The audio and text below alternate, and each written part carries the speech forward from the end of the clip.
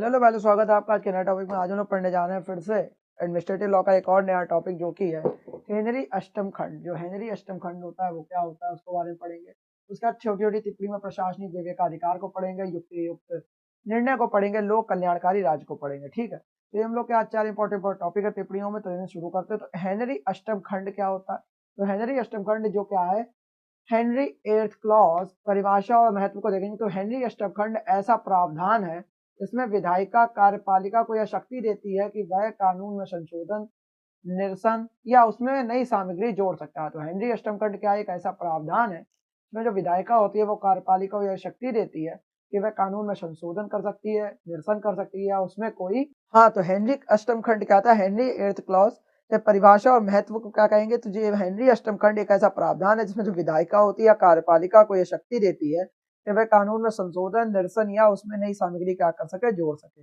यह नाम इंग्लैंड के राजा हेनरी, जो इंग्लैंड के राजा हेनरी एट्थ से जुड़ा है, जिन्होंने अपने शासनकाल में कार्यपालिका को असीमित विधायी शक्तियां दी थी। जिन्होंने क्या करा था अपने शासनकाल में?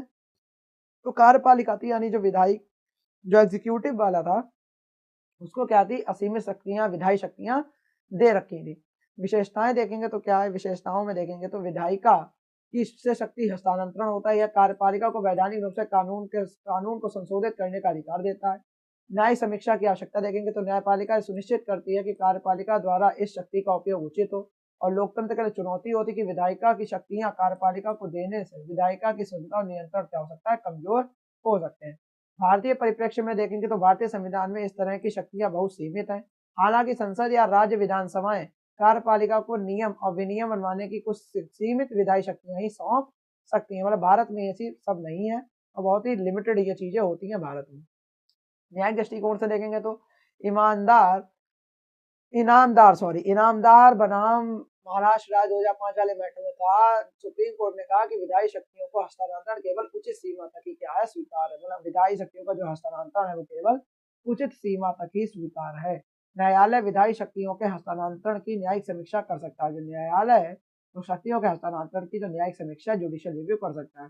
प्रशासनिक विशेष विवेकाधिकार देखेंगे यानी एडमिनिस्ट्रेटिव डिस्क्रिएशन देखेंगे, डिस्क्रिशन देखेंगे तो परिभाषा में देखेंगे तो क्या कह रहा है कि प्रशासनिक विवेकाधिकार वह शक्ति है जिसके तहत प्रशासनिक अधिकारी अपनी क्षमता और अनुभव के आधार पर कोई निर्णय लेते हैं। ठीक है, तो प्रशासनिक विवेकाधिकार क्या है? वह शक्ति है जिसके तहत जो प्रशासनिक अधिकारी होते हैं वो अपनी क्षमता और अनुभव के आधार पर क्या लेते हैं? कोई भी निर्णय लेते हैं।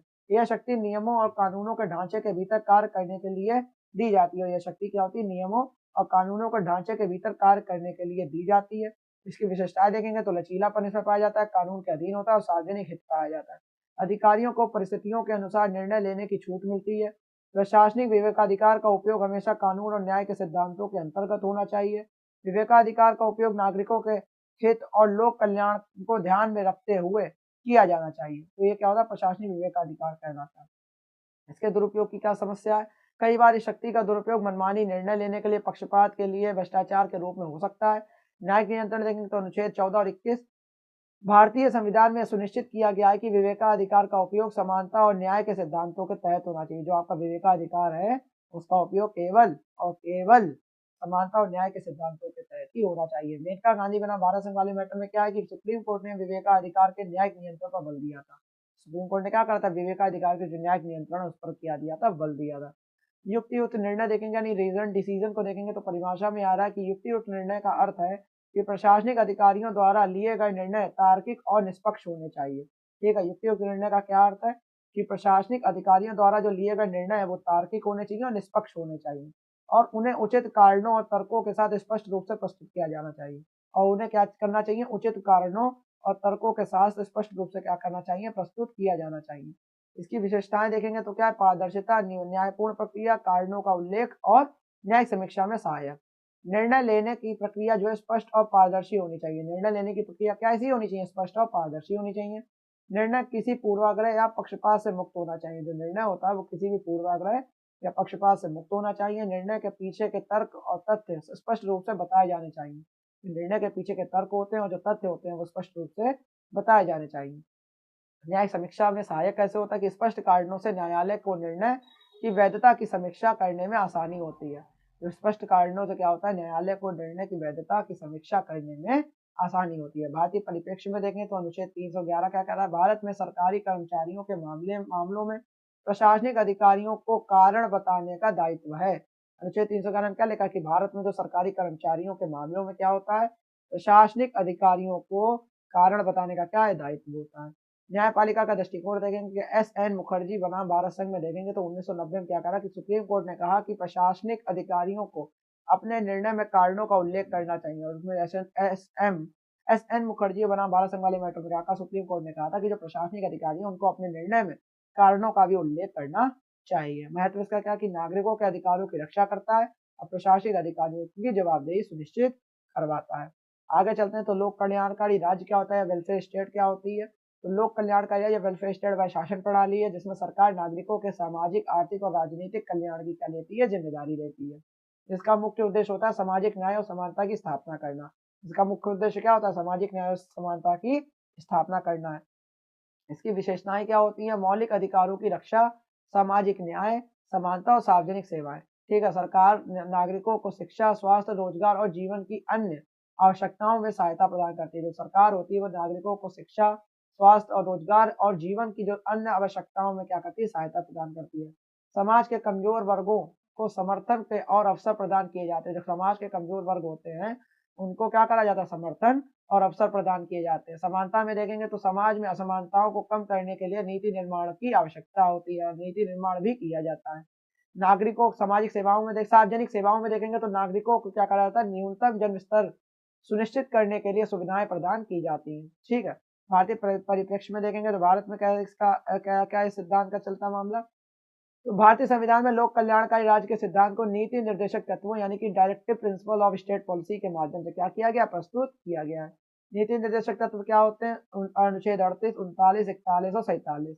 अनुच्छेद 38 में क्या लिखा है, सामाजिक और आर्थिक न्याय को बढ़ावा देना। 39 में कहा संसाधनों का समान वितरण और वितरण सुनिश्चित करना। अनुच्छेद 41 लिखा है शिक्षा और रोजगार का अधिकार। और अनुच्छेद 47 लिखा है पोषण स्तर और सार्वजनिक स्वास्थ्य में सुधार।